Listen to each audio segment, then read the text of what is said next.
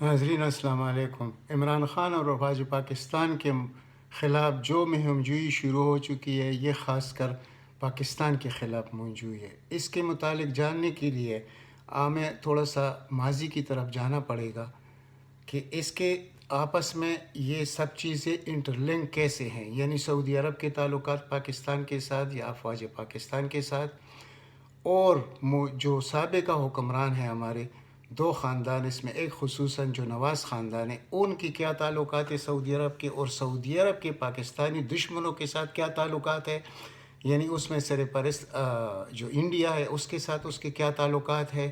اور یہ اس کے بعد پھر آپ دیکھیں کہ جس کو تسلیم کرنے کے لیے جو پاکستان پہ دباؤ ڈالا جا رہا تھا جس ملک کے لیے، وہ سعودیہ کے اس کے ساتھ اپنے کیا تعلقات ہے، یو اے ای کے اس کے ساتھ اپنے کیا تعلقات ہے، اور یہ سب کیوں کرنا چاہتے ہیں اس وقت۔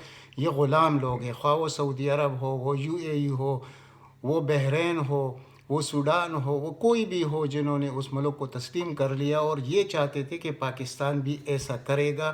لیکن ان کو یہ معلوم نہیں تھا کہ پاکستان کی جب وجود میں پاکستان آیا ہے تو اس کے مقاصد کیا تھے، اس کے نظریات کیا ہے، اور پاکستان کا مطلب کیا ہے۔ پاکستان کا مطلب تو ہے لا الہ الا اللہ، یعنی اسی لیے تو اس کلمے کے نام پر یہ ملک بنایا گیا تھا۔ کیا یہ سعودی عرب کا غلامی کرے گا، کیا یو اے ای کا غلامی کرے گا، یا یہ ان لوگوں کا جو ہمارے یعنی بیت المقدس پر قبضہ کر چکے ہیں۔ تو اس کے تناظر میں آپ لوگوں کو دیکھنا پڑے گا کہ سعودی خاندان، دبئی والے یا دوسری جن کے ساتھ ہمارے دیرینہ تعلقات ہے، وہ جیسے کہا جاتا ہے کہ مسلم امہ قوم واحد ہے، یہ کبھی ایسے نہیں ہوتا، یہ سب ڈھکوسلا ہے، بیانات کی حد تک ہے، حقائق سے اس کا کوئی تعلق نہیں ہے۔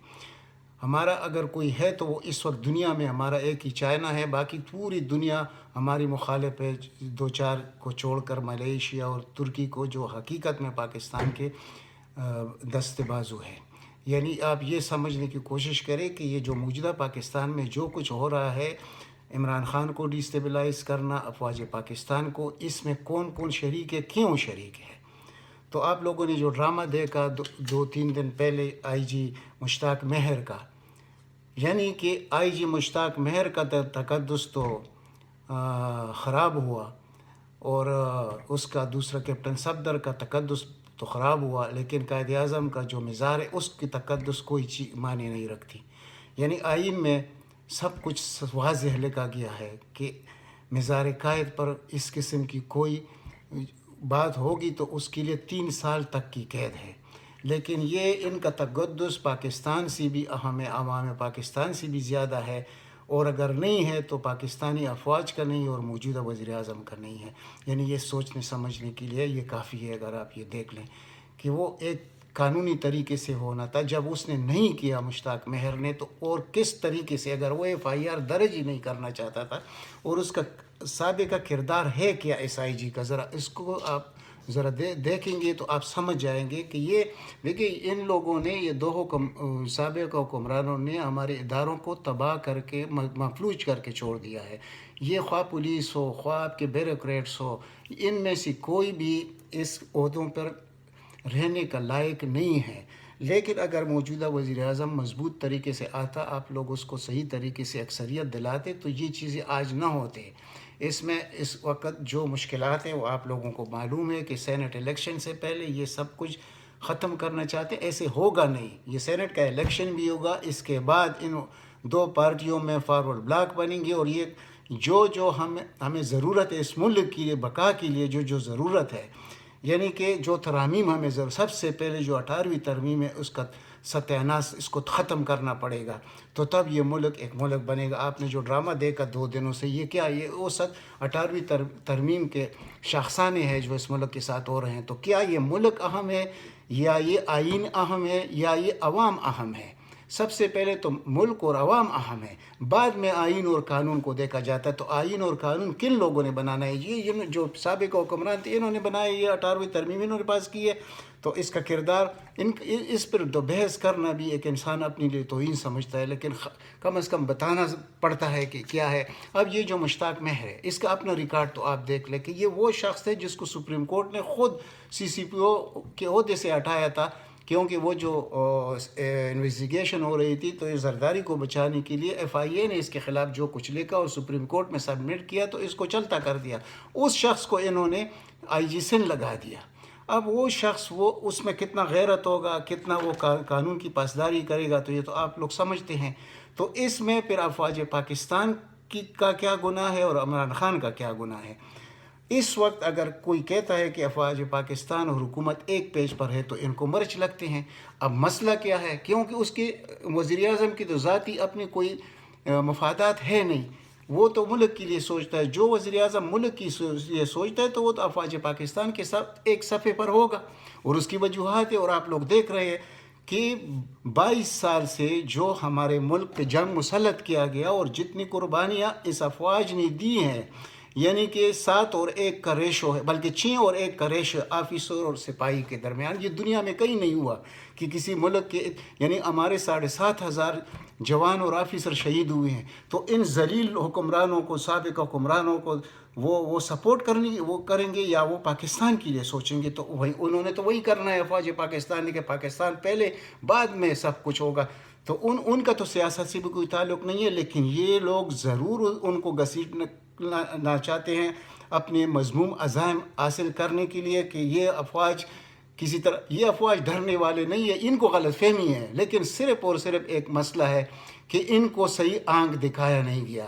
اگر یہ مولانا کو صحیح, اس کی کیا حیثیت ہے, یہ صرف اب مدرسوں کے بچوں کو لانا, یہ اس کی حیثیت ہے, اور اس کے پاس کیا ہے. باقی 2 حکمران ان کی تو اتنے ڈاکے اور اتنے گندے کرتوت ہے کہ وہ تو بچ ہی نہیں سکے, کہ 100 سال بھی ان کی زندگی ہو تو وہ ان مشاکل سے نکل نہیں سکیں گے. تو انہوں نے کیا کرنا ہے, انہوں نے تو اس ملک کو ڈیسٹیبلائز کرنا ہے, کہ کسی طریقے سے یہ ملک میں انریسٹ ہو, یہ نظام چلتا ہو تاکہ ہم بچ جائیں, پاکستان بچے یا نہ بچے. یہ تو وہ لوگ ہیں.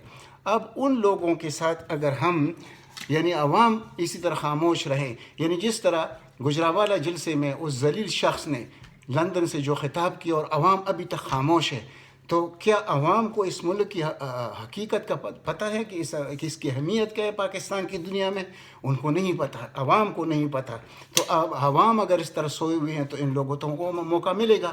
وزیر اعظم کو تو حق نے اتنے اختیار دیا نہیں ہے کہ وہ کچھ کر سکے, اگر وہ جتنا بھی چاہے, لیکن آئے گا, وہ وقت بھی آئے گا, ہم نا امید نہیں ہیں, انشاءاللہ وہ بھی آئے گا. لیکن اس وقت جو آئی جی نے جو وہ چھٹی کے لیے درخواست ہو, یعنی کہ جیسے وہ دکھانے کے لیے کہ بس اب آج کے سامنے یہ کھڑا ہو گیا, اس کا باپ بھی کھڑا نہیں ہو سکتا, اور اس کے ساتھ جتنے ڈی آئی جیز ہیں, یہ ایک موقع تھا کہ آرمی سے لوگوں کو فوراً ڈک کیا جاتا اور ان کو چلتا کر دیا جاتا ہے. لیکن افسوس کہ ہمارا ادھر سپریم کورٹ بیٹا, ہمارے اعلیٰ عدلیہ بیٹھی ہوئی ہے, وہ پھر کیا کرتے ہیں, وہ انہی لوگوں کو سپورٹ کرتے ہیں, انہی لوگوں کو ریلیف دیتے ہیں.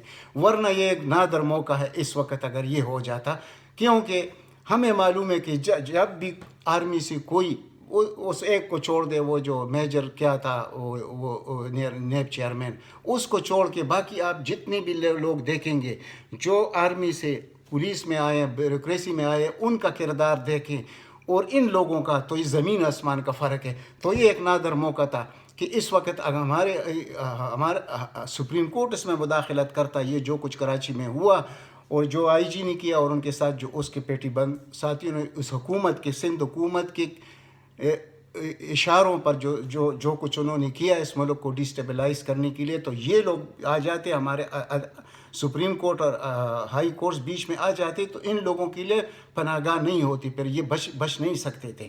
لیکن افسوس یہ ہے کہ یہی تو ہے جو ان کو ریلیف پہ ریلیف دے رہے ہیں. اور اگر کوئی معمولی سی غلطی بھی حکومت کی ہو تو اس کو اس کو کس طرح مشتہر کیا جاتا ہے. یہ ہے ہمارے پاکستان کا المیہ, کہ ایک طرف 18ویں ترمیم ہے, تو وہ کون سے لوگ بیٹھے ہوئے ہیں سندھ میں, وہ اگر کوئی ڈاکو بھی ہوگا اصل عملی طور پر تو وہ بھی ان سے بہتر ہوگا. ان پر تو کیا بحث کریں گے, یہ کراچی کا حال دیکھ لے, سندھ کا حال دیکھ لے, یہ کیا ہے. پھر آ جائے اس دوسری طرف نون لیگ پر, تو انہوں نے جو اداروں کا ستیاناش کیا ہے, اس کو اور کوئی طریقہ نہیں ہمارے پاس ان کو ٹھیک کرنے کے لیے کہ افواج پاکستان سے ان آفیسر کی انڈکشن ہو جن کا یعنی دامن اور ان کا تجربہ وہ لوگوں کے سامنے ہے, کہ ان کے سامنے ہے, ان ایجنسیوں کے سامنے ہے, تو ان کو لایا جائے. تو آپ دیکھ لیں کہ یہ ملک کہاں سے کہاں پہنچ جائے گا, اور جو سالوں میں ترقی کرنی وہ دنوں میں ہو جائے گی. لیکن افسوس کہ ان کے اوپر اللہ تعالیٰ نے سپریم کورٹ کے کندھوں پر کتنا بڑے انصاف کا بوجھ رکھا ہوا ہے، لیکن ان کے احساس نہیں ہے۔ یہ 22 کروڑ عوام کا ملک ہے، اور 22 کروڑ عوام میں اس وقت 12 کروڑ عوام جس طرح کی زندگی گزار رہے ہیں، خدا اس سے ہر غریب ہر انسان کو بچائے۔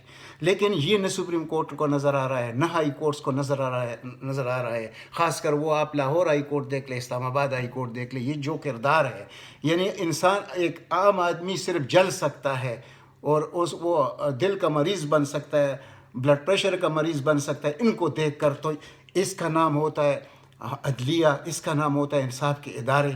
تو اگر یہ لوگ اس وقت حق اور سچ کا ساتھ دے اور افواج پاکستان کے ساتھ کھڑے ہو، موجودہ حکومت کے ساتھ کھڑے ہو، تو ان کو تو خود یقین ہے کہ یہ ملک کیسے بنے گا، اور پھر یہ کس طرح سرخرو ہوں گے۔ ہم تو یہ دعائی کریں گے کہ ہماری سپریم کورٹ اور ہائی کورٹ اس مقام پہ پہنچے کہ لوگ اس کے مثالیں دے دنیا میں، یعنی ہمارا ملک انہوں نے کس طرح مفلوج کر کے رکھ دیا۔ یہ جو سازش ہو رہی ہے، یہ صرف ہمارے بیوروکریٹس، ہماری پولیس، ہمارے اپوزیشن نہیں ہے، یہ اس میں سعودیہ 100% انوالو ہے۔ دبئی کا جو حکمران ہے وہ اس میں انوالو ہے، اور بڑے وہ کس طرح؟ وہ اس لیے کہ جب عمران خان نے یہ کہا کہ میں تو کسی کو تسلیم نہیں کروں گا، یہ تو ہو ہی نہیں سکتا، ہمارا پاکستان کا تو یہ موقف ہو ہی نہیں سکتا۔ اس سے پہلے بھی اختلافات شروع ہو گئے تھے سعودی عرب کے ساتھ، لیکن سعودی عرب کس کے پیرول پر ہے؟ وہ مسلمانوں کا دشمن ہے، صاف الفاظ میں۔ وہ اس پی ڈی ایم کے جو پی ڈی ایم کون ہے اس میں جو مولانا ہے، اب جو سعودی عرب نے جتنے فتنے پیدا کیے ہمارے دینی حلقوں کے اندر، کتنے اپنے لوگ اندر گھسیڑے ہوئے ہیں، اور اسی طرح ہمارے جو اپوزیشن کی پارٹیاں، ان کے ساتھ اس کے کیا روابط ہے، خواہ وہ سعودیہ ہو، خواہ وہ یو اے ای ہو، خواہ وہ کویت ہو، خواہ وہ بحرین ہو، یہ سب لوگ عمران خان کے اور افواج پاکستان کے مخالف ایک ساتھ کھڑے ہیں، جس میں ہمارا پی ڈی ایم جس کو کہتے ہیں آپ، یہ جو انہوں نے وہ بنایا ہوا ہے محاذ، یہ سب ان کے نوکر ہے، ذاتی ملازم ہیں یہ لوگ۔ اس کے لیے پاکستان کا ان کے لیے کوئی مطلب نہیں ہے۔ پاکستان کا کوئی خدا نہ کرے پاکستان کو جتنا بھی نقصان ہو، ان لوگوں کا بھلا ہوگا۔ تو ان لوگوں کو روکنا کس کا کام ہے؟ یہ عوام پاکستان کا کام ہے، یہ ہماری سپریم کورٹ کا کام ہے، یہ ہمارے ہائی کورٹس کا کام ہے۔ یعنی اس میں شک کی کیا بات رہ جاتی ہے کہ یہ ہمارے جو اپوزیشن کی لیڈر ہے، ان کے تانے بانے کن کے ساتھ مل رہے ہیں، اور ان ممالک کے تانے بانے آگے پھر کس کے ساتھ مل رہے ہیں۔ اس وقت اگر دنیا میں کل کر محاذ بن چکے ہیں، اور ہماری مجبوری اور ہماری ضرورت اور ہمارے لیے انتہائی اہم جو ہے وہ چائنا ہے۔ اب چائنا کے مخالف پوری دنیا ایک طرف ہے جو ان عرب ممالک کے ساتھ ہے، اور عرب کے لیے جو ہمارے پاک نبی نے جو کہا تھا، تو وہ وقت قریب آ چکا ہے کہ یا ویل العرب، یعنی ان عربوں کی تباہی وہ تو ہوگی، وہ تو ہمیں ان حدیث پر ایمان ہے کہ وہ حقیقت ہے، وہ سب کچھ ہوگا انشاءاللہ۔ یہ خطہ خواہ افغانستان ہو، پاکستان ہو، یہ انشاءاللہ دنیا کے سامنے دکھائے گا کہ آخر میں کیا ہوگا۔ تو اب یہ اگر ہم تھوڑا بہت سمجھ سکتے ہیں، تو کیا ہمارے انصاف کے ادارے اور ہمارے عوام اس چیزوں کو نہیں سمجھ سکتے؟ لیکن سمجھنا نہیں چاہتے۔ اس ملک کے لیے، اس ملک کی دشمن اتنے زیادہ کیوں ہیں؟ اور پھر انہوں نے ہمارے اندرونی دشمن جو اپنے ایجنٹ جو پیدا کیے ہیں، وہ پاکستان کے کس طرح دشمن ہیں۔ یہ جو آپ مہنگائی آپ دیکھ رہے ہیں، یہ کس وجہ سے ہے؟ یہ خود ساختہ ہے، اور حکومت کیوں کچھ نہیں کر سکتا؟ اس کے ہاتھ بندی ہوئے ہیں۔ آپ لوگوں کو روز میں جب یہ بات کرتا ہوں تو آپ پھر کہتے ہیں کہ آپ اس موضوع سے ذرا ہٹ جائیں۔ اگر اس موضوع سے میں ہٹ جاؤں تو حقائق تو یہ ہے، تو پھر میں آپ کو کیا کہوں گا؟ تو ذرا آپ لوگوں کو یہ سوچنا چاہیے، جو کمنٹس آپ کرتے ہیں جس طریقے سے، ٹھیک ہے، میں اس کے ساتھ آپ کی رائے کا میں احترام کرتا ہوں، وہ کوئی مسئلہ نہیں ہے، وہ آپ کر سکتے ہیں، دن رات کر سکتے ہیں، لیکن اگر آپ میری باتوں کو غور سے دیکھیں، جو میں کہہ رہا ہوں کہ پاکستان کی اس وقت اتنے زیادہ دشمن جو بیرونی ہے وہ کیوں ہیں، اور اندرونی کیوں ہیں؟ اس ملک کی بہت بڑی اہمیت ہے، یہ مسلمانوں کے 57 ممالک میں ایک بہت بڑا قوت ہے۔ اس کے علاوہ کیا ہے؟ اس کے علاوہ تو کوئی ہے نہیں کھڑا ہونے کے لیے۔ ایک ہے ترکی کے اپنے بہت زیادہ مسائل ہیں، لیکن وہ ترکی پاکستان کے ساتھ اس کے عوام اور ترکی حکومت ہمارے عوام سے زیادہ پاکستان کے ساتھ کھڑے ہیں. یعنی اس کے صدر کا بیان، طیب اردگان کا جو بیان ہے کہ اگر کچھ بھی ہو جائے دنیا میں پاکستان سے ساتھ کوئی بھی کڑا نہ ہو تو ہم کڑے رہیں گے. اسی طرح آپ چائنا کو دیکھ لیں، اسی طرح ملائیشیا کو دیکھ لیں. یہ ہمارے برادر ملک ہے. یہ عرب ہمارے کچھ نہیں ہے.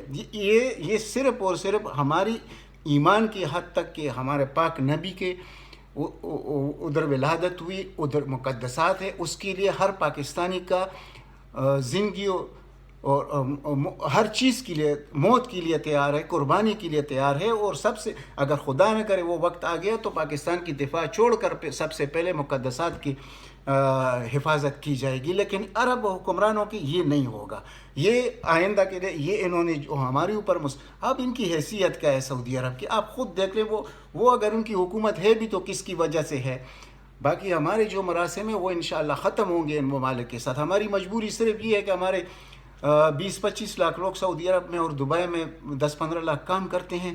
انشاءاللہ 2023 تک ترکی اپنے اصل وجود میں آ جائے گا. ہمارے یہی لوگ انشاءاللہ 2023 تک تو انشاءاللہ یہ حکومت اتنی کامیابی سے چلی جائے گی انشاءاللہ کہ یہ ہمارے عوام کو کہیں جانا بھی نہیں پڑے گا. لیکن بفرض محال اگر ایسے ہوتا بھی ہے تو ہمارے لیے ترکی مکمل کلا ہے. ہمارے لیے اس کے علاوہ بڑے ان لوگوں کو اگر صرف ہم نے ایک دفعہ آنکھ دکھائی اور ہم نے کہا کہ بس لمٹ میں رہو تو یہ لوگ کچھ بھی نہیں ہے. نہ سعودی عرب کچھ ہے، نہ UAE کچھ ہے. یہ سب عرب کو ایک طرف کر لیں تو یہ پاکستان جتنی نیند کی قوت ہے. یہ تو 32 کروڑ کے عوام ہیں، 22 ممالک ہے عرب. اور ان کا حال دیکھ لیں کہ 60 لاکھ آبادی والے ملک کے سامنے. اور ہمیں دیکھ لیں پاکستان کو جس کی آبادی صرف 22 کروڑ ہے اور 1 ارب 30 کروڑ کا دنیا کا بڑا ملک، اس کے ساتھ ہم یعنی اس کو ہم نے چنے چبا دیے ہیں اور اس کے ساتھ ہم کیا کر رہے ہیں وہ ہمارا کچھ نہیں بگاڑ سکتا. تو ان کو شرم سے ڈوب مرنا چاہیے کہ یہ 32 کروڑ ہے تو ان کی زندگی دے کے اور ان کی غلامی دے کے. تو میں صرف میرا یہاں ختم کرنا چاہتا ہوں. ٹائم ذرا زیادہ ہو گیا اور جو کچھ میرا مقصد تھا وہ آپ تک پہنچ گیا. آپ لوگ یہ جو آپ دیکھ رہے ہیں، یہ جو نواز کی بیٹی جو کچھ کر رہی ہے، یہ بلاول کے لڑکی کو دیکھو، اس کو لڑکا کہنا بھی میں مرد کی توہین سمجھتا ہوں. کیا آپ لوگ ان لوگوں کو حکمران کل تسلیم کریں گے؟ تو اس سے اگر سمجھدار لوگ، تو میں نے یہ بھی سنا ہے کہ خدا نے یہ ملک ہی نہ ہو لیکن یہ لوگ نہیں ہوں گے تو ملک بھی رہے گا انشاءاللہ، یہ لوگ نہیں رہیں گے. اور جتنا زیادہ آپ اس ویڈیو کو شیئر کر سکتے ہیں، جتنا زیادہ سبسکرائب کر سکتے ہیں، یہ آپ لوگوں پہ میں چھوڑتا ہوں تاکہ عام آدمی تک اگر یہ میری باتیں صحیح ہے تو یہ پہنچ جائے.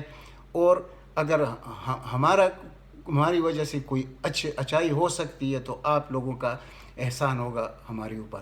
والسلام.